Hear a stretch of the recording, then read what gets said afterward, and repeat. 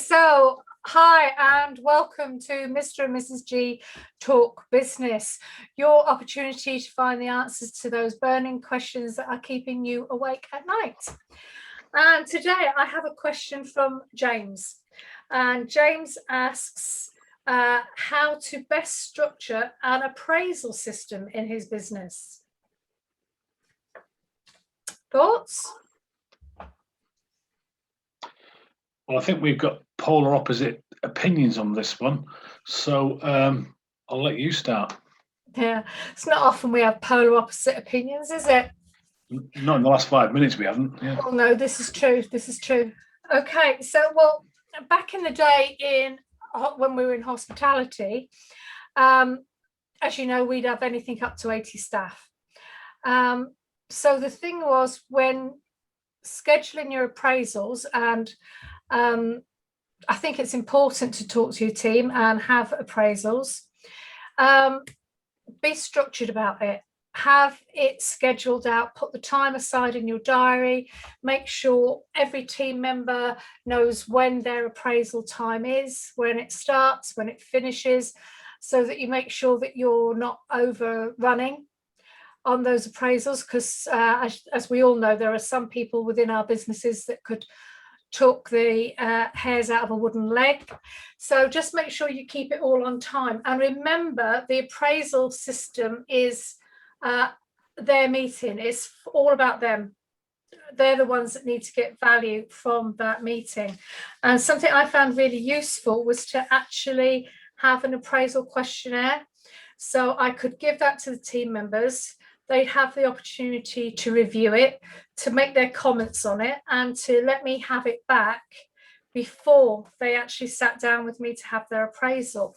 So that way they were prepared and I was prepared. So we weren't just sitting there saying, well, what should we talk about now?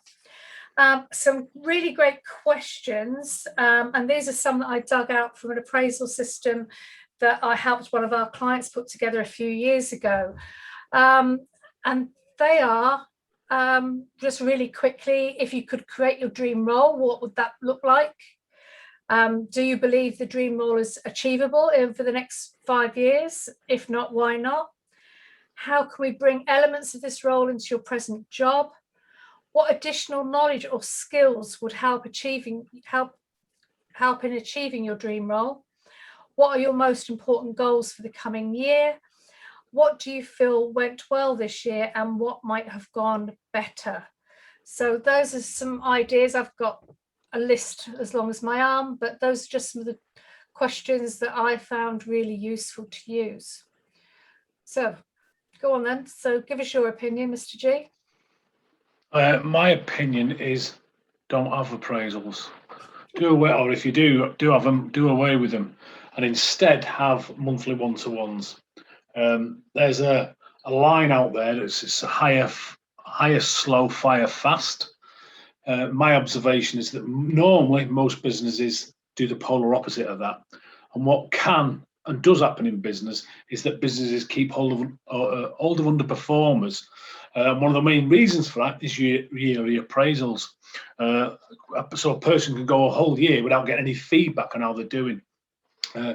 And whilst they're not getting that feedback, what they could be doing is they could be causing untold damage to the team, untold damage to the business. So I prefer monthly one-to-ones so that you can course correct as you go along.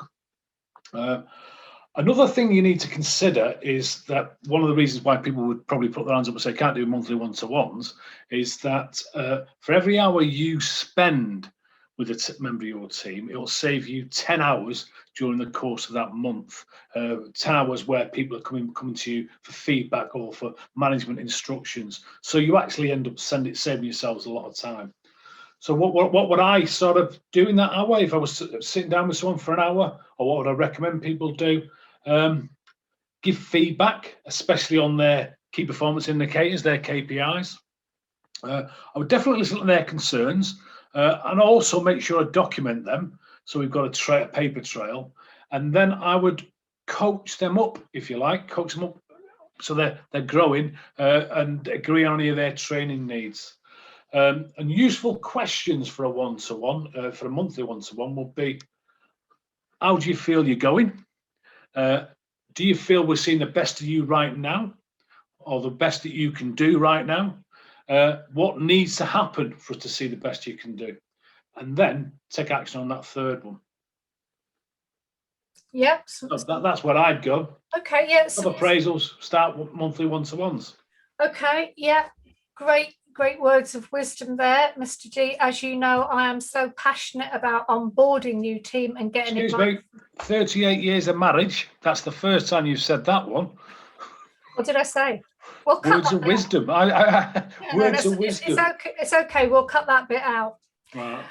So anyway, as I was saying before you so rudely interrupted me, I am very, very passionate about onboarding, but that's a subject for another video. So thanks for watching.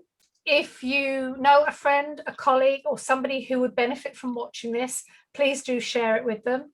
If you've got any comments, any thoughts on appraisals that you could give James, pop those in the comments. Do you agree with Kevin? Do you agree with me? What are your thoughts on appraisals? If you haven't subscribed for our videos, please do that. You'll find the link in the comments below, and that way you'll get a notification every time we post a new video. So once again, thank you so much for watching.